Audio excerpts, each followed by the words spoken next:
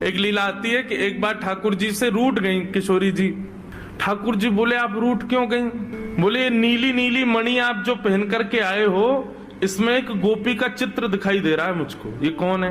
हमसे हूँ रूप गुण सुंदर, ये तो हमसे भी ज्यादा सुंदर है। इसके नेत्र तो देखो कितने प्यारे नेत्र हैं इसके। ठाकुर जी की मणि देख करके श्री जी कह रही हैं, इसकी मुस्कान तो देखो, पता नहीं कहां से तुम्हारे चक्कर में पड़ गई काले कलूटे, ये देखो कितनी प्यारी है।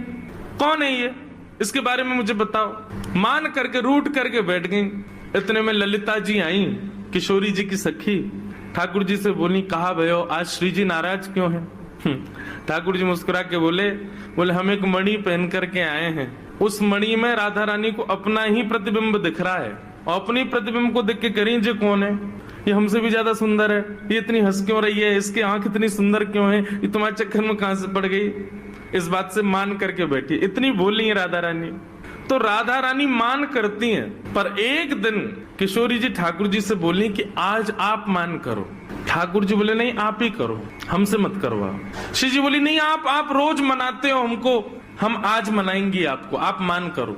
ठाकुर जी बोले रहने दो ना, आप बड़ी कोमल हो, कहां तक मनाओगी हमको?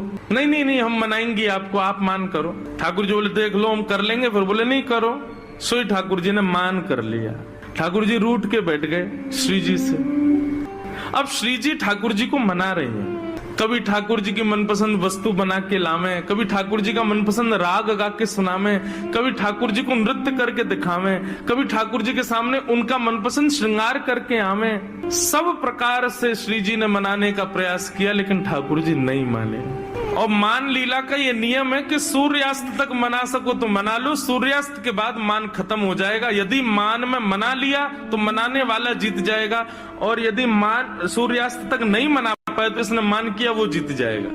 कैसा प्रेम है। सूर्यास्त हो गया महाराज। सूर्यास्त होके श्री जी आके बगल में बैठ गए। बोले ठीक है हम हार गए, अब मान छोड़ दो। लेकिन ठाकुर जी बिना कुछ बोले मान में ही चले गए। श्री जी बोली ये नियम नहीं है, सूर्यास्त के बाद मान खत्म करना होता है, आप तो मान में ही जा रहे हो। ठाकुर जी कुछ नहीं बोले, चले गए नंद भवन।